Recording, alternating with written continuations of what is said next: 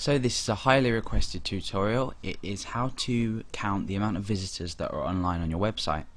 Now I say visitors, I don't mean users, because I'm not using techniques to count the amount of users that are currently logged in. I'm just counting the amount of people that are visiting the website, whether you have a registration function and a login function. This is just going to count the amount of people that are actually visiting the website, therefore visitors.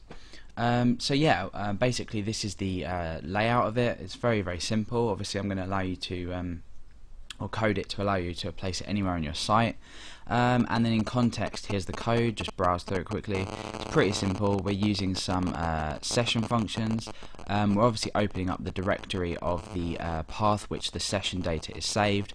We're doing a few checks here just to validate everything, and then we're using the ereg function just to grab everything that starts with a specific name set, and then we're increasing a variable for that and then echoing this variable out here.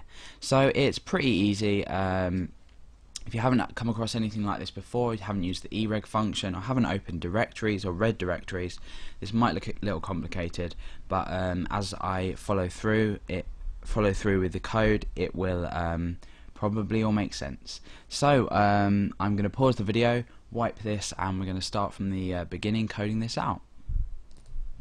Okay, so I've blanked my context page. Here's the index.php file, and I've got this open in Firefox. Obviously that's blank as well, we've got no code.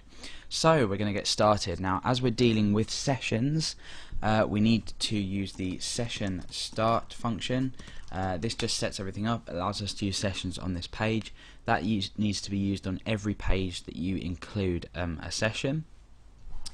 And firstly I'm going to start explaining the session save path function, and this looks like this: session save path. And basically to echo this out is going to basically explain what this is. So if we come back into Firefox and refresh this, you can see that I've got c:\\xamp because I'm using the xamp setup, and we've got tmp.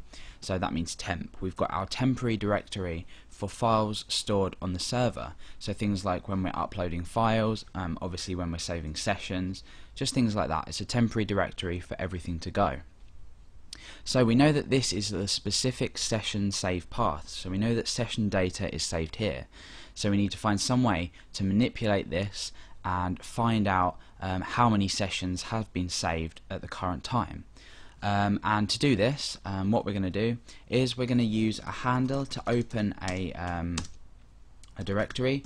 Now opening a directory is different from reading a directory. You can see I've enclosed this in parentheses, by the way.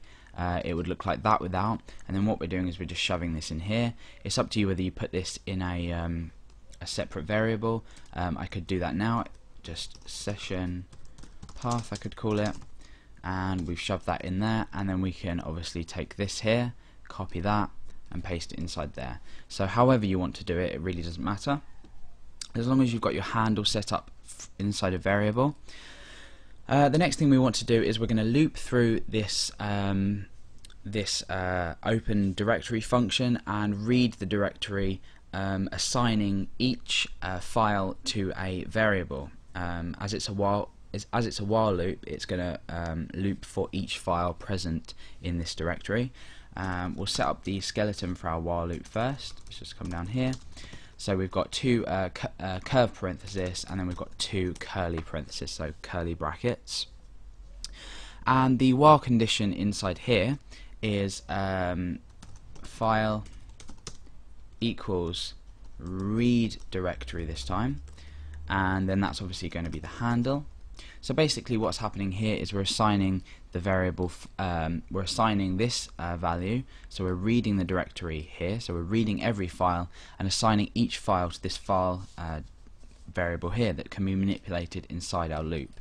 Obviously this is going to loop for each one. We need some kind of evaluation in here for this read directory function. If read directory can't process a file name, if it's unsuccessful, it will return a false value. So what we need to do is enclose these, or this variable assignment in brackets, and then we need to say doesn't equal false, just to make sure if it is false it's going to terminate, so we don't want to include this inside our loop. If you want to read up on this further, then it should be explained in the PHP manual. Okay, so inside here, from now on what we're going to do is just test this. So we're going to echo out file, and then we can perhaps append a break onto there using a full stop. We can come back into here and refresh, and you can see that we've got a session here. A session here, you could probably tell from the sesh prefix here. And then we've got a dot and a dot there, which is basically directory structuring.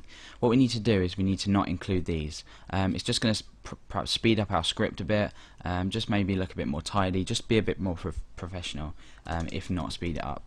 So what we're going to do is we're going to start a new if statement, and we're going to come down and include our curly brackets and then our condition inside our normal brackets, our normal parenthesis, and we're gonna say if file. Remember, we're handling this file as each single file that has been listed on each line, and we're gonna say if it doesn't equal a dot and file doesn't equal 2 dots. So remember to evaluate this using the initial variable, because otherwise if we say something like and doesn't equal dot dot, that's not going to work. So we'll shove our variable name in there, then we can echo out file and again append a break onto there. So considering we've done this, we should have them disappear, which we have.